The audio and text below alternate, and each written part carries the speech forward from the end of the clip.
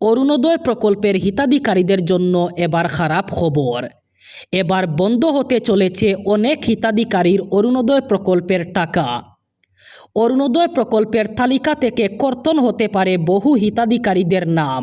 এবার রাজ্য জুড়ে অরুণোদয় প্রকল্প নিয়ে চলবে সমীক্ষা। সমীক্ষায় যদি কোনো বিসঙ্গতি ধরা পড়ে তাহলে ওই হিতাধিকারীর নাম অরুণোদয় প্রকল্পের তালিকা থেকে বঞ্চিত করা হবে। আজ থেকে 21 দিনের জন্য অনুষ্ঠিত হচ্ছে অসম বিধানসভার বাজেট অধিবেশন। আজ থেকে শুরু হবে অসম বিধানসভার বাজেট অধিবেশন। আগামী 10 জুলাই দাখিল করা হবে বাজেট। 21 দিন ধরে চলবে এই বাজেট অধিবেশন। এবার অসম বিধানসভায় এবার থেকে উপলব্ধ থাকবে 4টি ভাষা।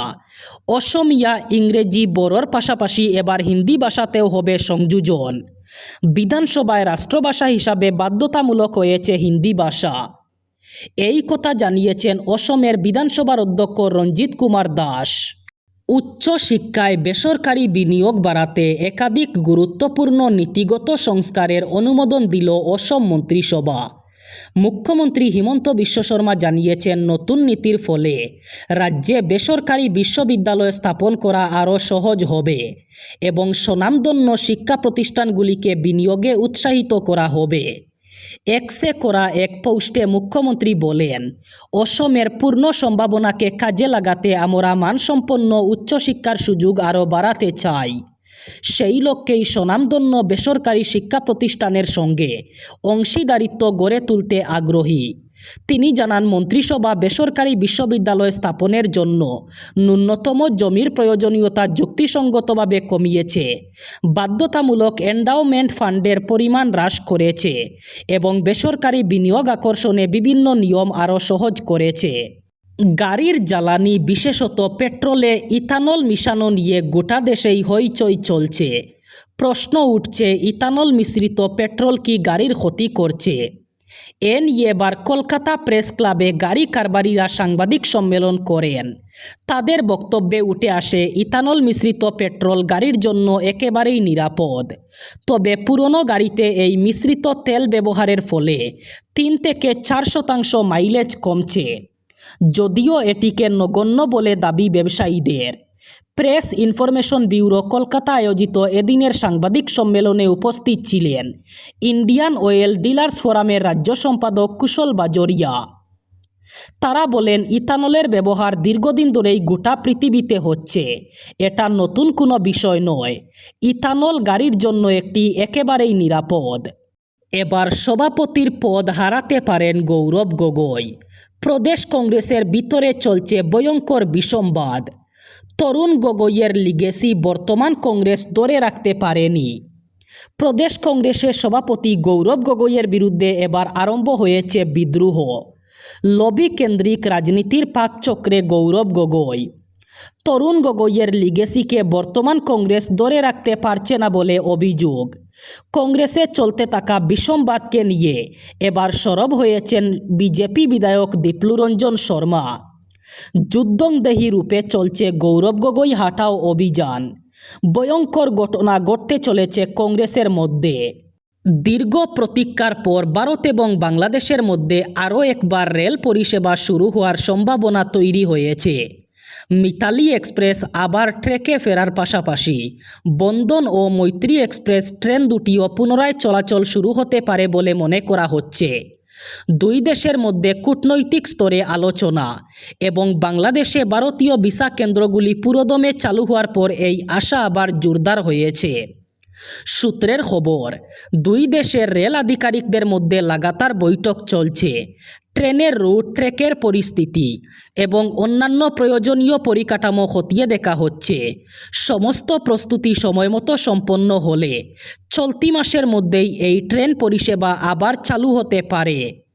উত্তর পূর্ব সীমান্ত রেলের এক আধিকারিক জানিয়েছেন, মিতালি এক্সপ্রেস চালুর বিষয়ে এখনও কোনো নির্দিষ্ট তারিখ চূড়ান্ত হয়নি।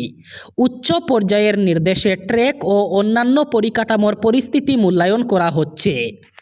রাম মন্দিরে দান সংক্রান্ত জালিয়াতির ঘটনার রেশ কাটতে না কাটতেই এবার হিন্দুদের আরও এক পবিত্র তীর্থস্থান বদ্রীনাথে অনুদানের টাকা চুরির অভিযোগ উঠল। এই গুরুতর অভিযোগ প্রকাশ্যে আসতেই শোরগোল পড়েছে দেশ জুড়ে।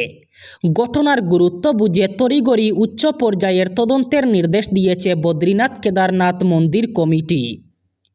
ভৈরব সেনা নামের একটি হিন্দু সংগঠনের তরফে মন্দির কমিটির কার্যনির্বাহী আধিকারিক সুহন সিং রাঙ্গারের কাছে একটি চিঠি পাঠানো হয়। সেখানে অভিযোগ করা হয়, মন্দির কমিটির চেয়ারম্যান হিমন্ত দ্বিবেদীর ব্যক্তিগত সচিব বদ্রীনাথ মন্দিরের প্রণামী অথবা দানের টাকা চুরির সঙ্গে সরাসরি যুক্ত। অভিযোগকারী সংগঠনের দাবি, এই বিষয়ে আগে চেয়ারম্যানকে জানানো হলেও তিনি কোনো ধরনের পদক্ষেপ নেননি। পুরো বিষয়টি খতিয়ে দেখতে সিসিটিভি ফুটেজ পর্যালোচনার দাবিও তোলা হয়েছে। তৃতীয় মোদী সরকারের 2 বছর পূর্তির পর থেকেই কেন্দ্রীয় মন্ত্রিসভায় সম্ভাব্য রদবদল নিয়ে রাজনৈতিক মহলে জোর চর্চা শুরু হয়েছে।